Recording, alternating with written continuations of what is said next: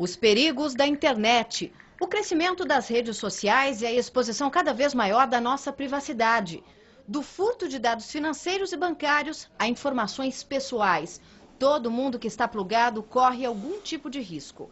De casa, do trabalho, da rua, da escola, de lan houses ou pelo celular, o total de internautas não para de crescer. No Brasil já são 80 milhões de pessoas com acesso à rede mundial de computadores. O país ultrapassou Indonésia e Índia e já é o segundo em número de usuários do Facebook, atrás apenas dos Estados Unidos. São mais de 46 milhões de brasileiros ligados na rede social. Se o acesso à internet aumenta, os riscos também. No mundo, de cada 10 usuários, 8 já foram vítimas de hackers, os piratas da rede.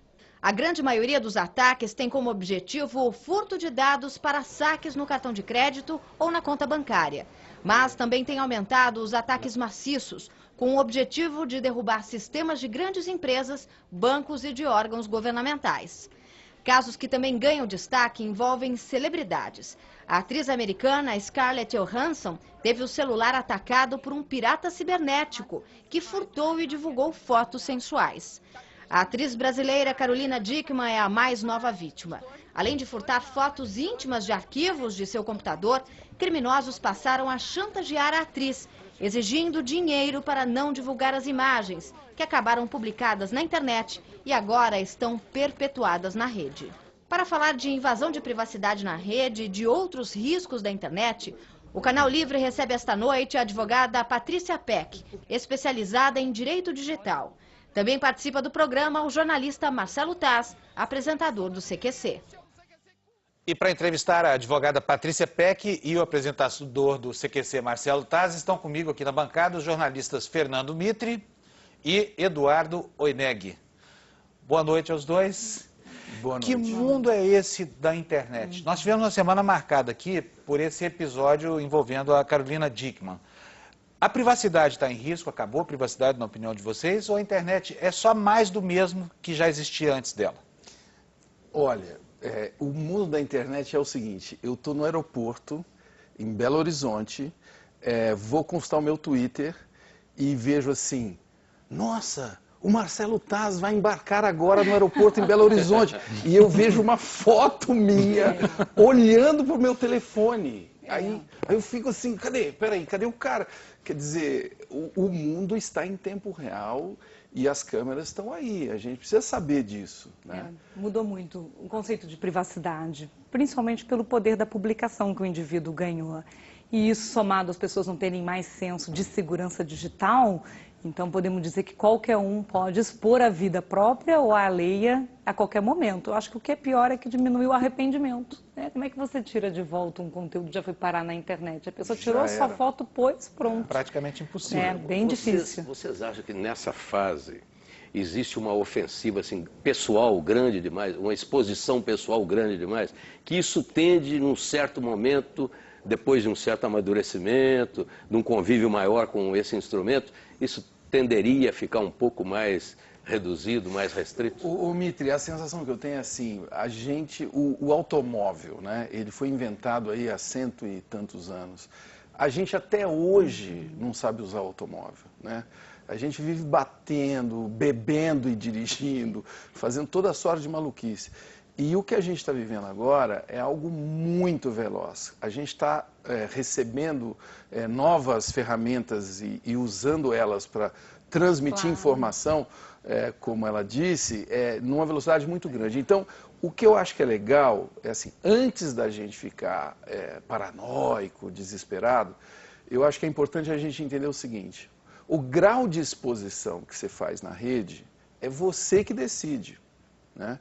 Se você começar a publicar coisas que você não publicaria para os seus amigos mais chegados na internet, você está deixando isso para todo mundo ver. Então, para responder você, quer dizer, eu acho que tem uma tentação de expor mais do que você deveria. É bom pensar antes de publicar. Uma compulsão para a exibição, né, doutora? Acho que a falta de reflexão, Mitre, porque o que o Marcelo colocou, nós somos treinados para dirigir um automóvel. Existe uma regra que é o Código de Trânsito, existe uma formação, você tira uma carteira de habilitação. Hoje uma criança de 3 anos já está num computador, aos 9 ganha um celular, aos 13 está na rede social. E quem é que sentou e ensinou mesmo esse uso mais ético e seguro? Antigamente em casa, nos anos 80, chegou o telefone fixo. Minha mãe falou que se alguém ligar e perguntar quem está falando, você responde quer falar com quem.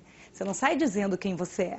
E hoje você aborda um jovem através de um comunicador instantâneo, de um blog, da web, e ele já sai contando, estou sozinho em casa, meus pais estão viajando, bota mas foto. Isso, então, pelo seu comentário, pela sua resposta, está faltando conversa, está faltando família, está faltando uma relação entre pais e filhos. Mas isso não tem nada a ver com a internet, certo? Não, mas a internet fez o quê? Trouxe a rua para dentro de casa. Os pais saíam para trabalhar, deixa o filho ali, a porta está fechada, está seguro. Mas a internet hoje está no bolso, porque a criança está com a internet já no celular. Mas e eu acho que é só bom lembrar uma orientação, coisa, né? A gente acha que a internet é uma rede mundial de computadores. Eu acho que esse é o primeiro erro que a gente tem. A internet não é uma rede mundial de computadores, é uma rede mundial de pessoas que usam computador. Então a internet é uma rede de pessoas, entendeu? Ela não tem diferença. Tudo que está lá são pessoas que colocaram. Fazendo através de um... E aí eu só queria, assim, tem uma coisa que eu acho que é muito perigoso, que é o seguinte: então vamos ensinar os nossos filhos, né? Eu penso que não é bem isso. Eu acho que está na hora da gente aprender junto, na melhor das hipóteses, aprender junto. E na hipótese que eu pratico, é aprender com os filhos. Claro, e em certos momentos até aprender dos filhos. Né? Exatamente. E até passar regras que já existiam, né? Porque você ter cuidado com estranhos ou não pegar carona com qualquer pessoa vale igual hoje para a internet. Agora, na opinião de vocês, o que acontece mais? Porque a gente vê alguns exemplos de invasão de privacidade. Ou seja, nós, usuários, como vítimas. Mas a gente também vê muitos exemplos de o usuário fazendo coisas que acaba deixando eles expostos de um jeito e que não tem ninguém, não tem hacker, não tem nada. Foi uma decisão dele de sentar e fazer um comentário impróprio e perder o emprego, acabar com o casamento. O que tem mais? É esse suicídio digital de você se expor e cometer um deslize, ou é o ataque? Então, eu acho que o que hoje tem, as pessoas já eram assim, as pessoas já falavam mal das outras ou não. O que a gente faz hoje é que está tudo muito documentado. Então, essa testemunha máquina, que não é só a internet, é qualquer dispositivo, ele registra. Então, por registrar e publicar, a gente diz que aquele dia seguinte, né, gera aquele arrependimento e você não tem o que fazer, a reflexão não dá tardia. Mais pra dizer, eu então, não aquilo que a pessoa falava isso. na mesa de bar, né, falava na mesa de bar, fazia um desabafo, comentava com alguém, está tudo primeiro por escrito. Antigamente, se você dissesse, vamos botar isso aqui por escrito, alguém dizia, nossa, você não confia em mim, tem que formalizar num documento. A gente está documentando muito mais as pessoas. E por isso eu acho, sim, que estamos nos expondo. Há uma transparência muito grande também. Eu acho muito legal o que está acontecendo. Assim, sob o ponto de vista da transparência, né? Eu acho bárbaro. Estão acontecendo coisas muito difíceis para todos nós, mas eu acho que é bárbaro você ver o governador Sérgio Cabral naquele jantar, naquela coisa brega, comemorando, junto com o empreiteiro, e isso ganhar as redes e ganhar todo mundo. Em termos de transparência, não há dúvida nenhuma. O Vacareza essa semana, tá com cara de anjinho lá na CPI, trocando SMS, e todo mundo vê, quer dizer, eu acho que é bacana essa coisa da transparência. A gente ainda não está preparado para ela. Marcelo, mas tem um aspecto nisso, eu li numa revista americana especializada, que hoje 70% dos casos de divórcio dos Estados Unidos são motivados por querelas envolvendo a rede. Quer dizer, a rede serve como ponto inicial de uma investigação que deveria, antes de acontecer, passar pela discussão da privacidade do casal, lá em 4 paredes, essa coisa toda. Nesse sentido, a internet violou alguns ambientes assim da nossa cultura anterior, que era a cultura do diálogo. Alterou, né? Alterou completamente. Ela criou, na verdade, uma nova cultura de relação. Mas não foi ela, a internet é neutra, né? Não nesse caso, ela não é neutra. Seja que a pessoa tem a sensação de que ela está fazendo algo e ninguém está sabendo ou está vendo. Tem pessoas que se comportam no computador, acessando sites, achando que ninguém vai saber o que eu estou fazendo, e esquece que a própria máquina está sabendo o que está acontecendo. Ou mesmo no telefone, né? O telefone causou grandes confusões na vida da gente, né?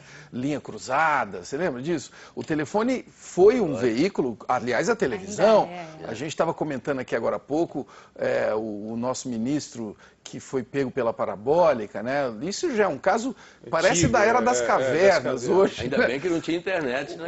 Para ele. Para ele. O ministro Recupero, né? Vou mostrar para vocês um caso concreto. Quer ver só? Um casal grava imagens da sua intimidade e depois acaba se separando.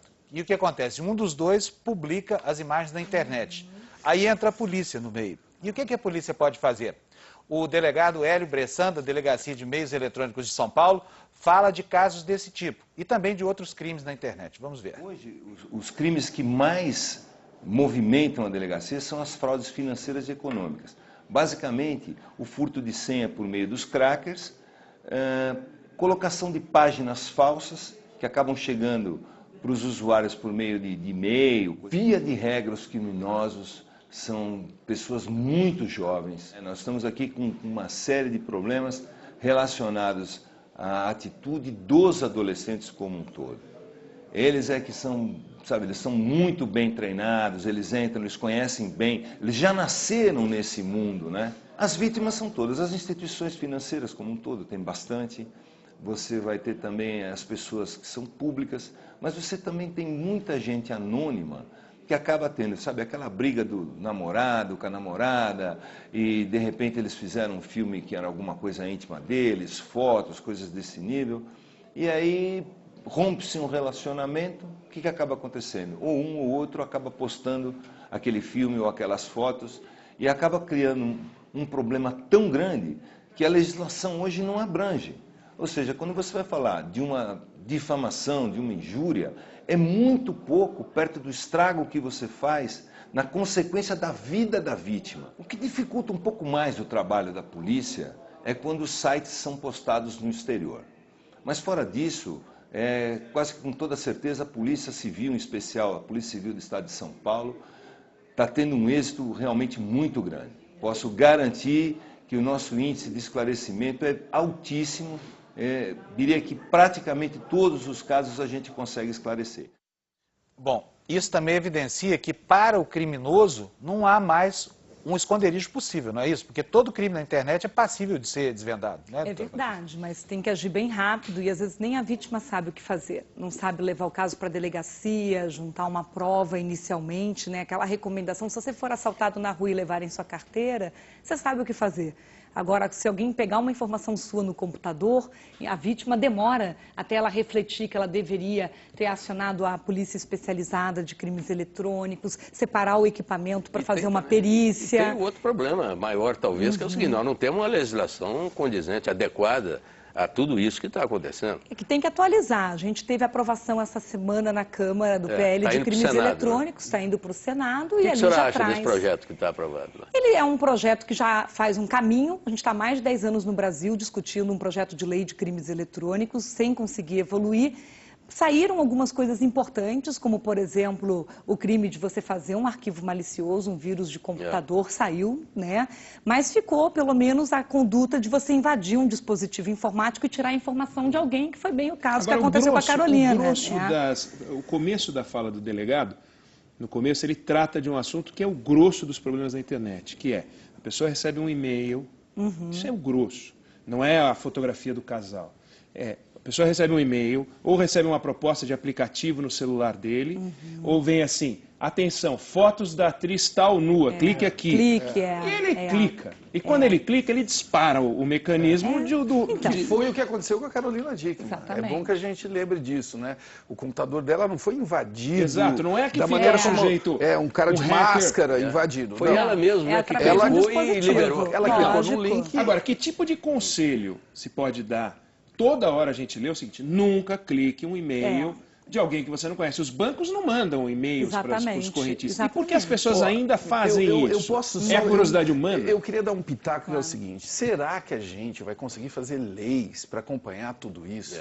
Você entendeu? Eu acho que não. É verdade. A velocidade com que as coisas acontecem. Então, eu prefiro pensar da seguinte maneira: o crime, ele continua valendo. Quer dizer, Tem crime, o cara tem que ser punido. O né? tipo Então, penal mas, antigo enquadra situações Não, aliás, Mas não inventaram nada, a tecnicamente internet tem não tipos inventou um novos. crime. Não tem. Por exemplo, fazer um vírus de computador não está previsto no Código Penal. Até o claro. furto de dados é difícil da gente tipificar. Mas Por é um quê? furto. Porque o Ctrl-C, Porque- Ctrl-V para fazer Então, furto. mas veja bem, teria doutora, que a levar a internet, informação e na não deixar verdade, nada. na né? verdade, a então, existem internet- umas particularidades que no crime não permite analogia. Pois é, Se eu mas- não tiver o tipo certo, eu libero o criminoso. Se eu não tiver prova de autoria forte, eu libero o criminoso. Mas o fato né? é que E a isso tem internet acontecido. sugere comportamentos criminosos novos. Quer dizer, Também, sem, claro. Sem a internet não se mas fazia. não as pessoas têm que existiria. saber, né? Mas Não pessoal, olha, eu discordo totalmente. Porque assim, a internet, como eu disse antes, é só uma ferramenta.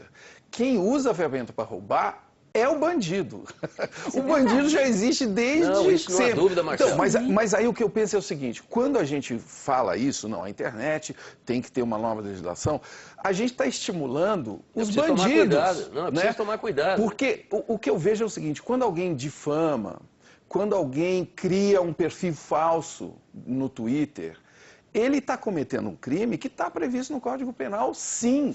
Identidade falsa. A questão é Sim, saber não se é um o crime código... novo. A questão É é um saber... crime- Mas Não, é- mas, a crime mas aí baixa. que está. A questão é saber Ah. se a legislação atende todo o potencial de criminalidade de Tem que determinado... atualizar É isso. e